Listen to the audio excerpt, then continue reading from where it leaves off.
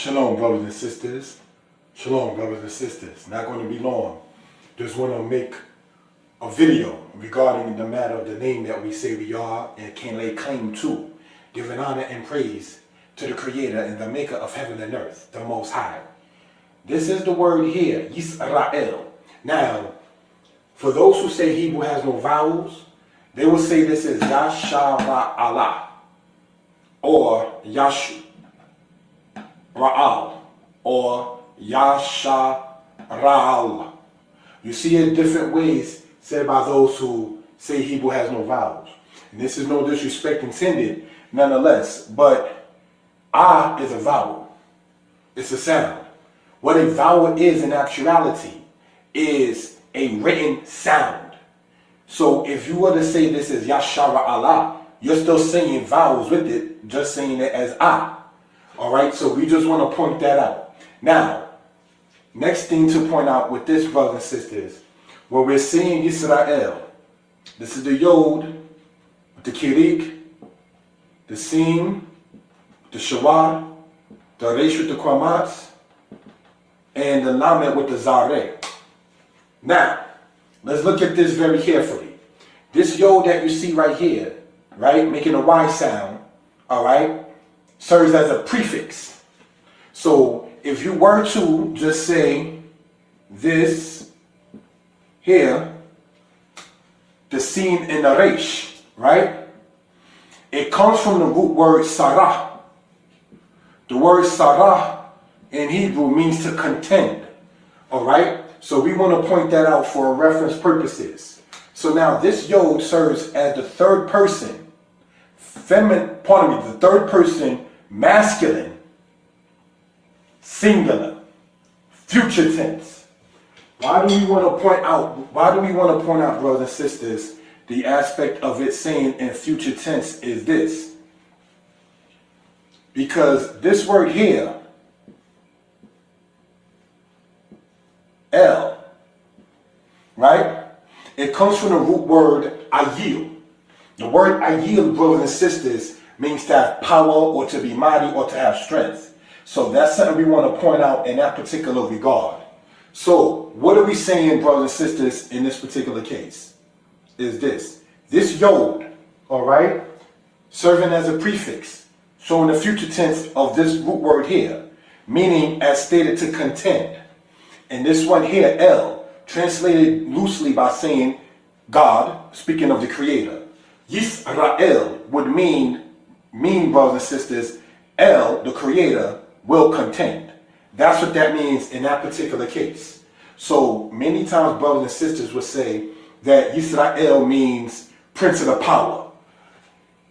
In spirituality, perhaps. But if you want to talk about the aspect of literal meaning, or if you want to talk about the aspect of linguistics, as opposed to just spiritual aspect of why Jacob was given that name, this is what we want to point out in that particular case. Now, as stated, this is not going to be long. Just wanted to point this out for reason and purposes and so forth and so on. All right. We want to emphasize, as been pointed out in other videos, that Yisrael is not from Isis, Ra, and El. That's something that was purported by Masons and people of that kind of nature to try to throw people off from the truth of what it is. You understand? It is not from Isis, Ra, and El. Isis is not even an Egyptian god or goddess. That's a whole other subject. We're not going to get too far into that particular aspect. And brothers and sisters, El, we want to talk about a little bit, if we will. All right? Let's look at that. Many times people say that El was a Canaanite deity and then say that the Israelites adopted it.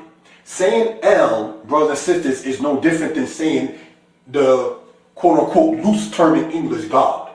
You understand? So if somebody said God in 1604 and then somebody said God in 2004, one did not borrow it. We have to just know and understand, brothers and sisters, what the speaker or author is talking and conveying. All right? So as pointed out, this word here, El, comes from the root word, all right, Ayil, which means to be mighty or to have strength. In Deuteronomy, the 28th chapter, verse 32, you read La'el Yadeka, meaning speaking about power in your hand. All right, now, brothers and sisters, in the scriptures, before Ham came into existence, Ham is the father of Canaan, right? You had a person named Mahalalel, all right? And you have the word El in that man's name. So that's something we want to point out in that particular regard. You have Mahalalel,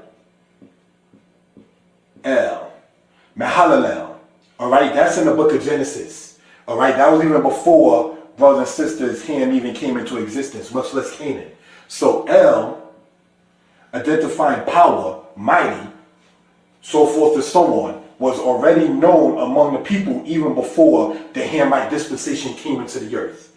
All right, so we just want to point that out for reason and purposes. With that, shalom.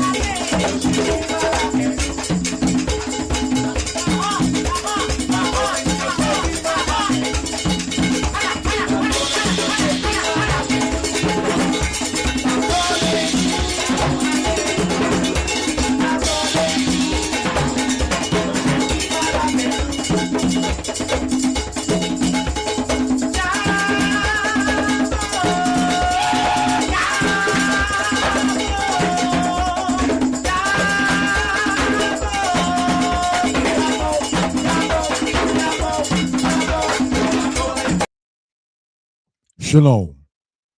Shalom, brothers and sisters. How's everybody doing?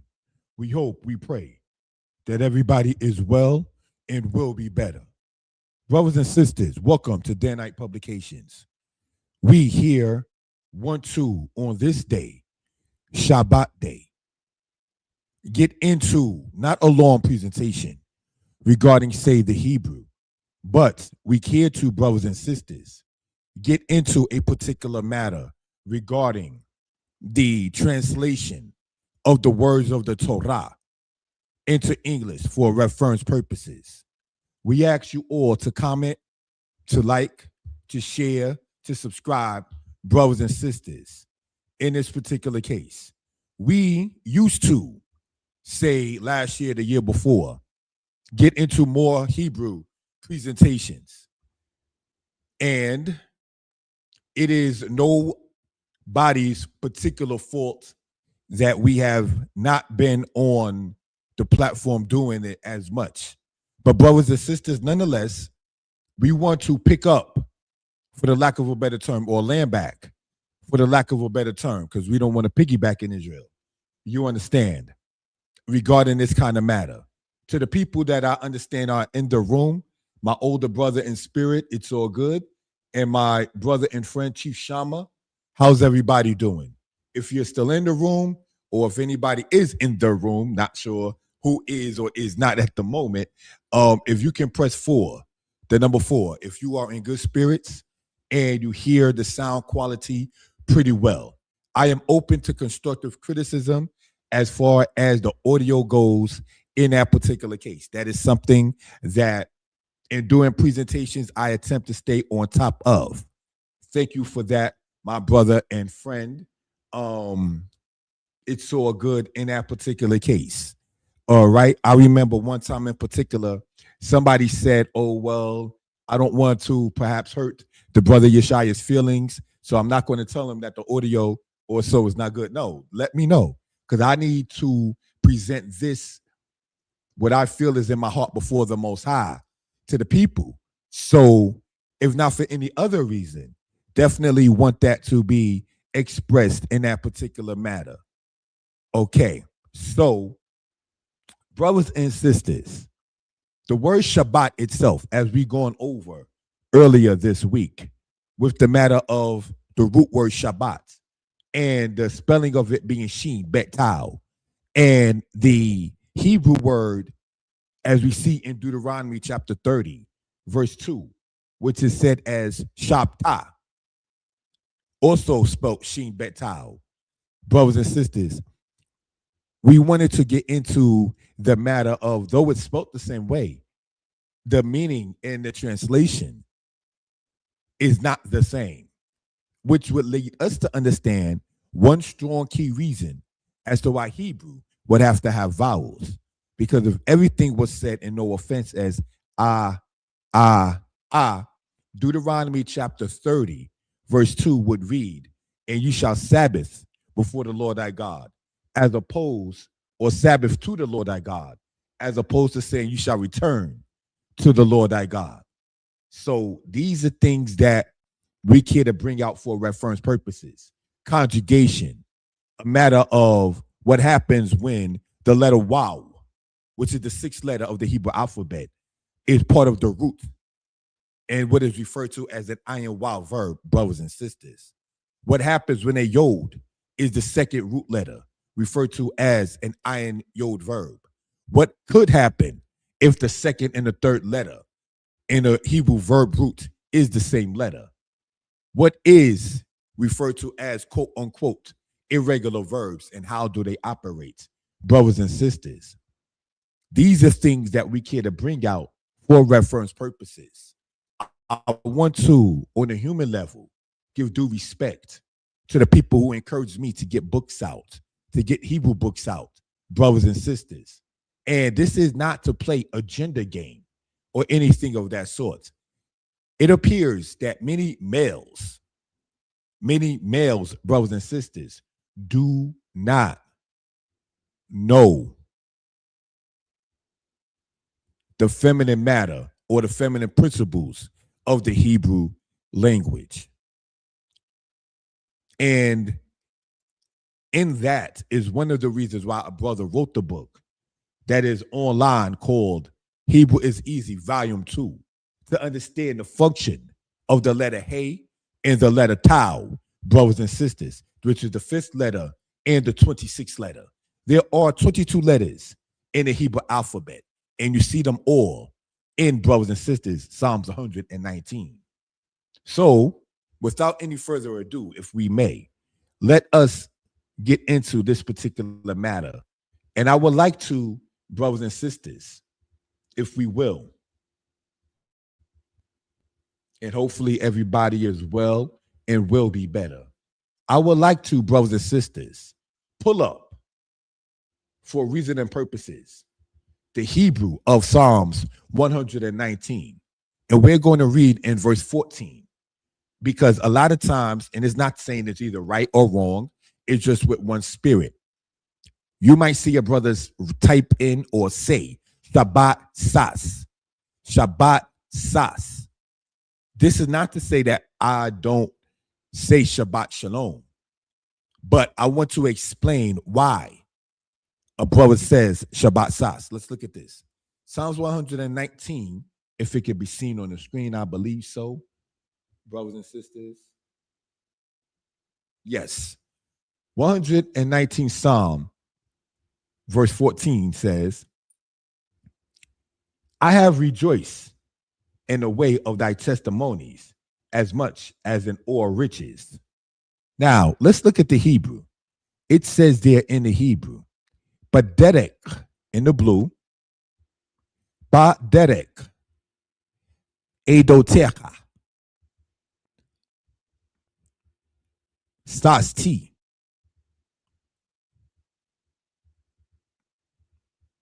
Kaal, Kal, Hon.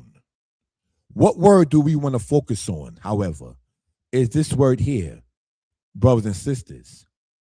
All right, so we're going to show that, if we will, pull this up, if we will. All right.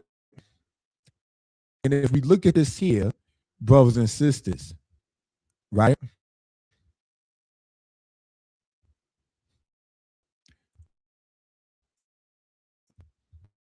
I wanted to change the font on that and the matter there.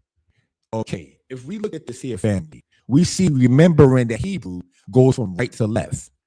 And we see, seen, pow, yo. First, let's explain what we're looking at when the yod is part of the verb in a suffix manner. This T, as we see here, the tau and the yod, with the under such, making save the storm E sound, for the lack of a better term, means that whatever verb is connected to, it is the first person past tense. How do you identify the past tense verb? Is by the suffix. How do you identify the future tense? In many cases, brothers and sisters, you would find it being in the present tense.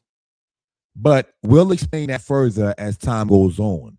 You can also subscribe to the channel, More Yeshaya Hebrew Lessons, which is this is also presented on at the same token, to get more information regarding the language itself. Now, this word here means I have rejoiced, as we read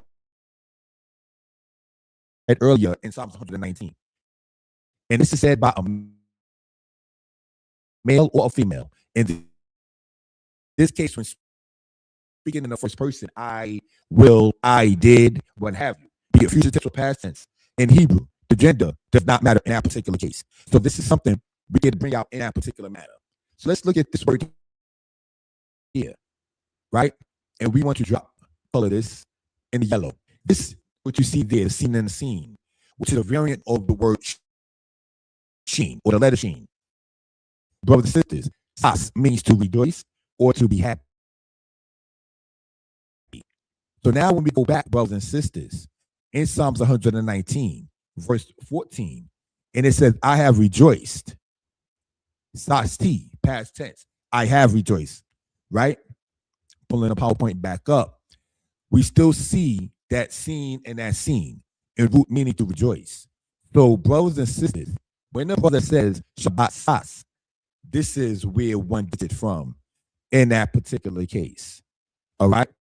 If there's any questions, the number is across the screen at 908-587-4841. All right. So let us, brothers and sisters, get into this and expound upon it. Thank you for that, family. Danitepublications.com. Welcome to such. We are asking you to join us as we speak on the Hebrew names of the books of the Torah. We ask you to comment, like, share, and subscribe. We can be reached at 908-587-4841. The Danitepublications.com is the website, Danitepublications.com itself. Let's look at this, brothers and sisters, if we will. Beresheet. The word here, Beresheet, is two words put to one. A compound word, if you will. Means in or with. In Beresheet means beginning or chief. The same word translated as the beginning can be found in Deuteronomy chapter 33, verse 21, and Isaiah chapter 46, verse 10. Of these two, we're going to only show, in this particular case, the one that is Deuteronomy chapter 33, verse 21. And here, brothers and sisters, is what we see. All right? Hopefully, everybody is well and will be better. We welcome screenshots, brothers and sisters. All right? Deuteronomy chapter 33 in the Hebrew Machon, and here, brothers and sisters, is what we see in verse 21. Thank you for that. The English says, and he chose a first part for himself, for there a portion of a ruler was reserved. And there came the heads of the people. He executed the righteousness of Yah and his ordinances with Israel. Now, this is Moses speaking regarding the tribe of Gad. And it says this. Whyeekra, and he saw, and he chose, and he perceived. All right? Reshit lo, a first part for himself. What could this be referencing, brothers and sisters? When the tribe of Gad saw the land that they winded up inhabiting, brothers and sisters, he stayed on the east side of the Jordan. So when people talk about going to the land, it doesn't always have to be on the west side of the Jordan, because the land that the children of Israel inhabited, for those who know the geography as such, was on the east side and the west side of it. All right? So that's something we care to point out. All right? Now, you will find in Hebrew that the word itself, Reshit, all right, is translated at parts as a first, a chief, or the beginning, as we see, brothers and sisters, in Genesis chapter 1, verse 1. So I just wanted to get into that for reference purposes. All right? If we will, in this particular case, we want to point out that word Reshit has the word here, Rosh, meaning head or leader. The word Rishon, seen in Exodus chapter 12, verse 16, means first or former. All right, now Exodus chapter 12, verse 16 is in regards to what happened with the Lord concerning Passover. All right. So you see that word Rishon, or better yet, you look at the word Rosh, then you get Rishon, and then you get Reshit. So these are things, brothers and sisters, that we can bring out for reference purposes. Any questions or comments? Please feel free to put within the chats. Thank you, family.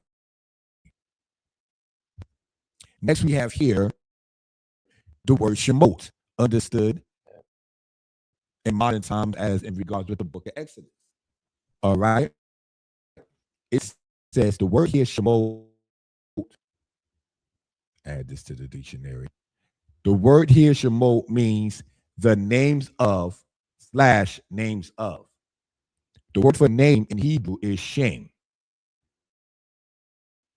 which also means fame or renown, because your fame or your renown is your name. Your name is your fame in Hebraic thought. What you're known for, what you're renowned for, what you're famous for, that's your name. So let's make sure, with that being the case, not trying to be funny, let's make sure our name is not mud. All right? So let's look. We have here Shemot, meaning names. And this is seen in Genesis chapter 2. Then we have the word here, Shemot, meaning names of. This is seen in Exodus chapter 1. Shem, said in quick English as Shem, or more so shame, means, as pointed out, fame or renown. That is the name of Noah's son. You read about Shem, Ham, and Japheth. Well, Shem is spelled as such with the Shem and a Mem in this particular case. All right. So just want to point that out in that regard. Next, we have family. This word is Whyeekra, said by, in many cases in English, not in translation, but in regards with the book of Leviticus. This is this is two words put to one. Wa means and Yikra means he will call. The root of the word Yikra, as we see here,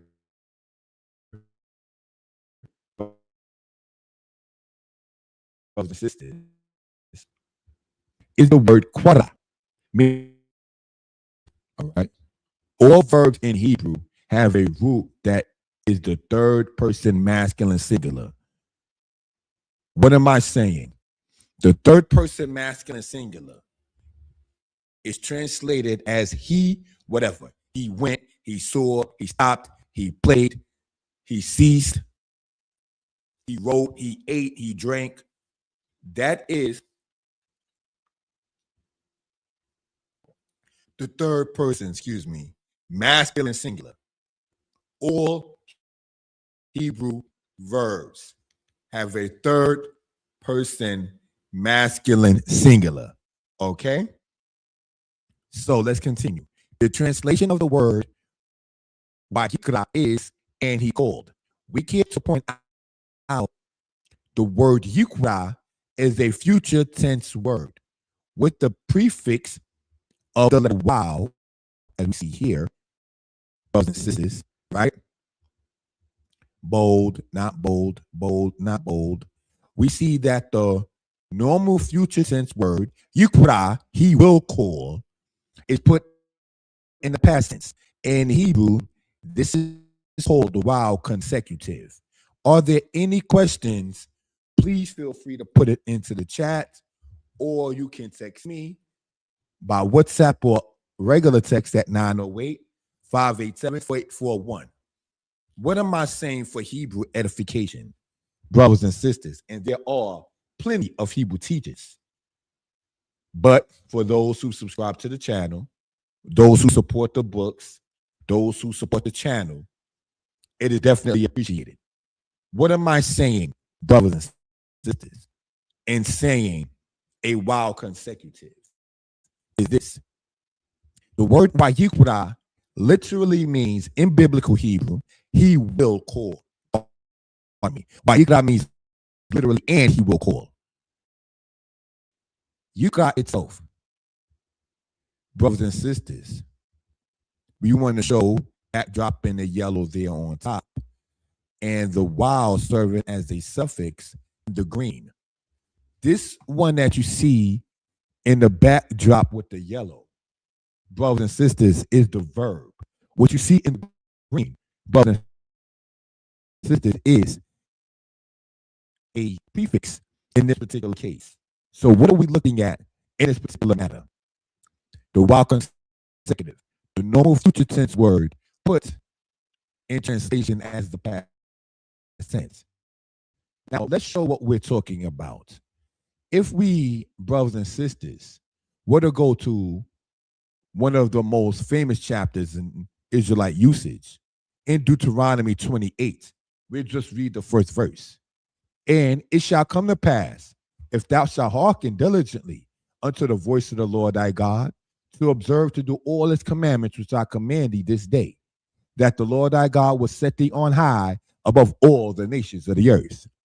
Now, what are we reading here? The Hebrew says, Wahaya, and it shall come to pass. So let's take this word here, and then, brothers and sisters, like what our friend Sasti, if we will, right? We can, if it works well with that part for the moment here, we use the word here, right? In this particular matter. And we want to enlarge it in this particular matter, brothers and sisters. All right? If there's any questions again, please feel free to put it into the chat. All right? Now, let's look at this. We have here shown in the backdrop yellow, right? That's the wow. That serves, brothers and sisters, as a prefix. And then we have here the verb shown in this case in the green, the word haya, which in root literally means he was or it was. All right. So now, how do we get this normal past tense word, as we see in Deuteronomy 28 and many other cases? And it shall be, and it shall come to pass. Shall is the future tense. It's because, just like we explained with the future tense word in biblical Hebrew with the while consecutive, the future tense becomes past and the past becomes future. That's biblical Hebrew by the usage of the prefix of the while. And that's how that works in that particular case. So just want to show that for references. All right. So let us go here as we've just been over the while consecutive. All right. I also would like to point out, if we will, brothers and sisters, for those who are interested, if we take this here and put it over here, right?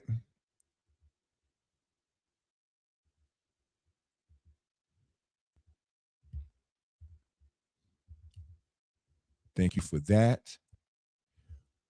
This word here, quara, brothers and sisters, okay, we are going to have to do it this way. If we will,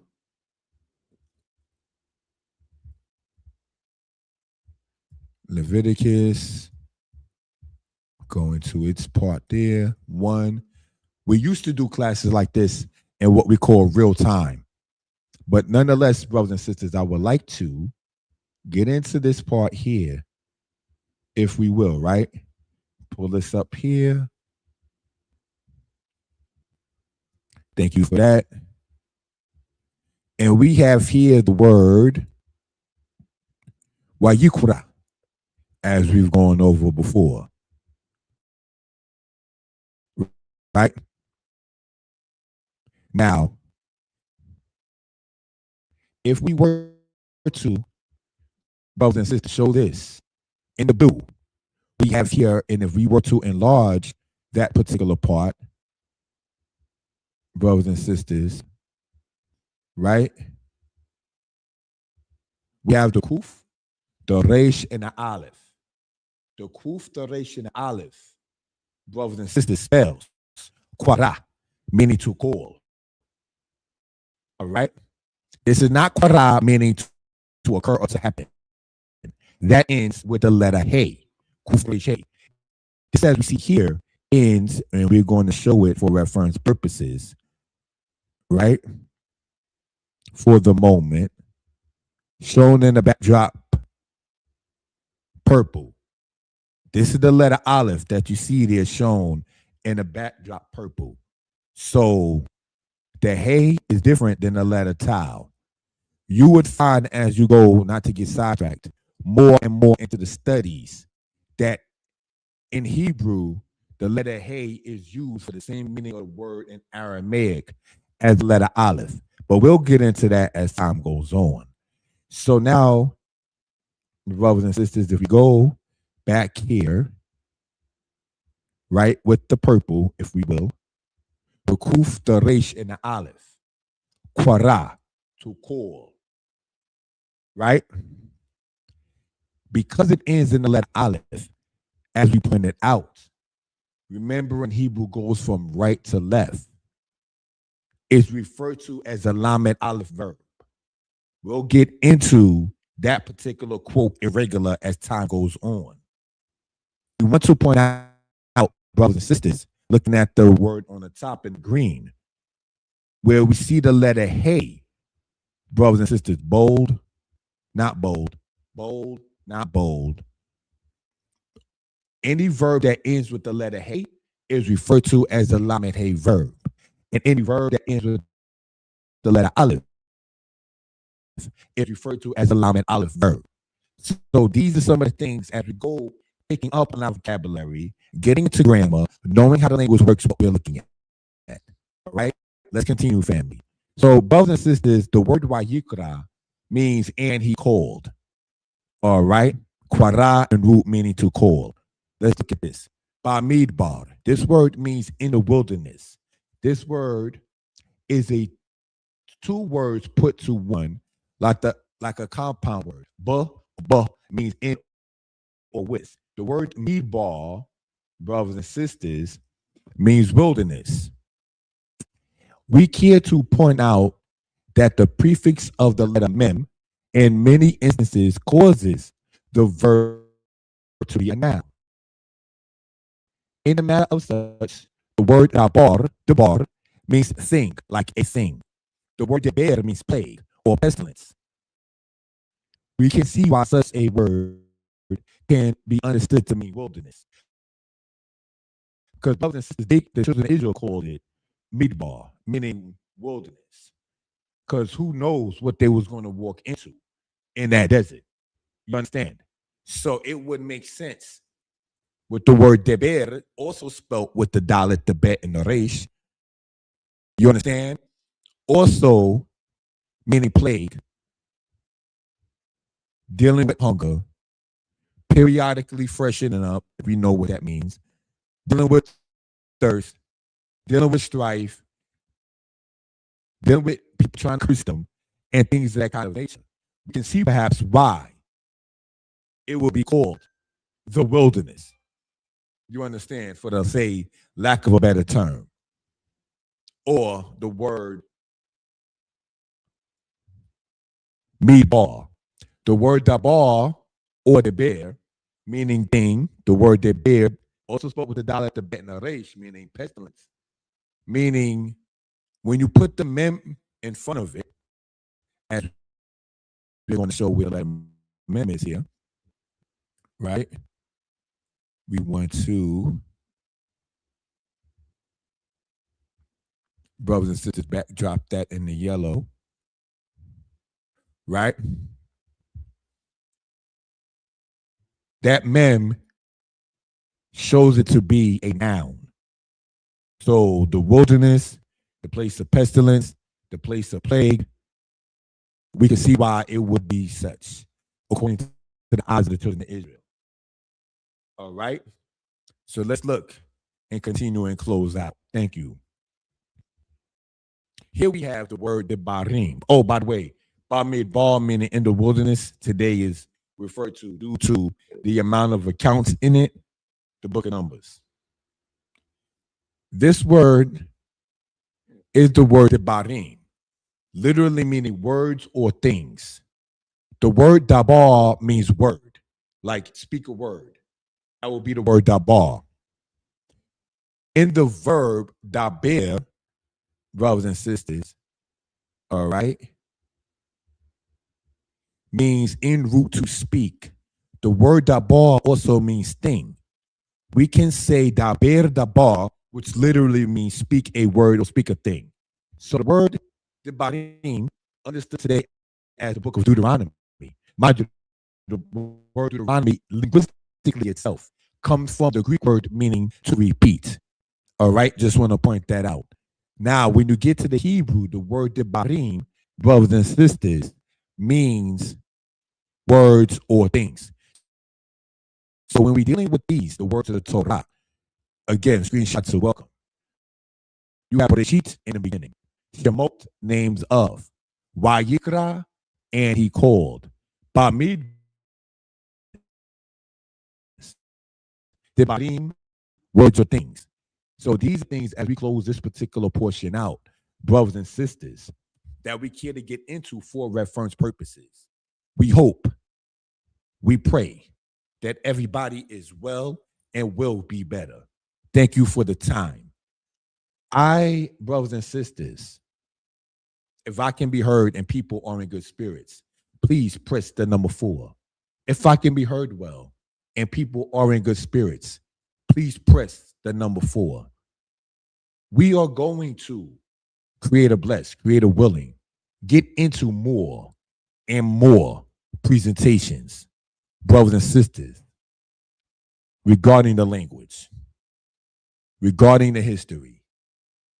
One of the key things in regards with the history that a brother cares to point out, if we will, is the matter of the diaspora, brothers and sisters, scripturally and externally. What do I mean externally? Meaning citations outside of the Tanakh or outside of the said Old Testament itself. This is what you would call a Tanakh base, a said Old Testament base platform, brothers and sisters. Ever so often, a brother explains why we are Old Testament based on this platform. So we want to, and presenting this kind of matter to people, hopefully understanding is there. We attempt to never offend. We attempt to bring this knowledge out, and we hope and pray that it is acceptable before the Most High.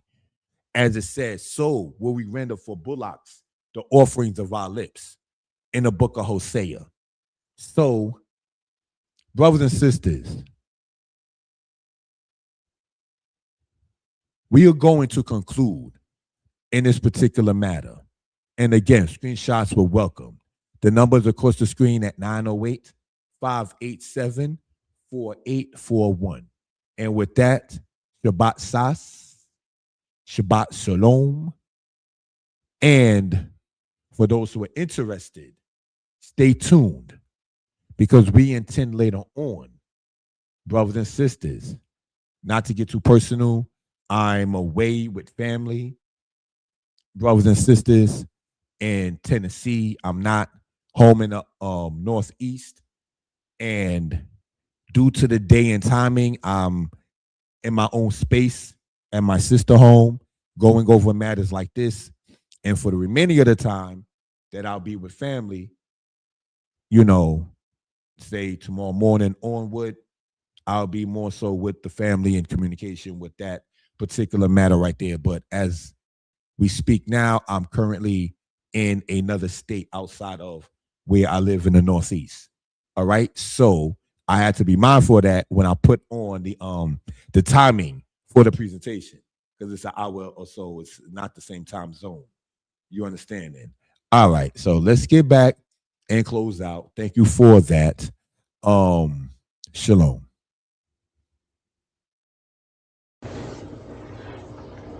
Shalom, shalom. giving honor to the creator of heaven and earth. Want to go over this, not going to be long. Want to go over verb and noun. Let us look at this, brothers and sisters. We have the word here, hora or hore. Now, in this particular case, we're dealing with it as a verb. All right? Hore, in this case, in the Hefel stem, which in root means to teach. Okay. All right. So, then we have this word here, more. The word more means teacher. So what do we see so far? The verb and then the noun with the prefix of it with the mem there. This is a male teacher. Then we have this word here, and we can say it also as hore. Now in this case, we're not dealing with it as a verb, but as a noun. And this means parent, a male parent. Now we have this word here. Okay, and we have it as morah. The word morah meaning teacher, a female teacher. All right. Then we have here the word hora. Okay. Hora meaning female parent. So what do we see so far? Hore in root meaning to teach, the verb. More, a teacher, a male one that is. Hore, in this case treated as a noun, the male parent. Then we have morah, meaning female teacher or a teacher that's a female. Then we have hora, a parent that's a female. And we have here the word Torah, generally said as law, but the word Torah really means teaching or instruction. For instance, when you read in the book of Proverbs, and it says, forsake not the teaching of thy mother, all right? Al tishkat Torat imerka, forsake not the teaching of thy mother. So we just want to point that out. So we have a teacher, a male parent, a female teacher, a female parent. So what do we get out of this? The teachers are parents, and most definitely the parents are teachers. And what are they supposed to teach? The instructions.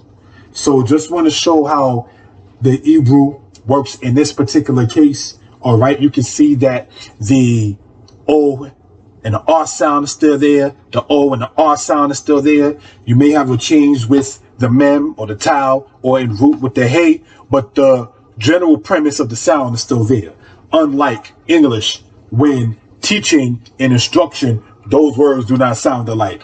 Whereas teacher and parent in English does not sound alike in root, all right, linguistically. So just want to point that out. Hebrew is easy.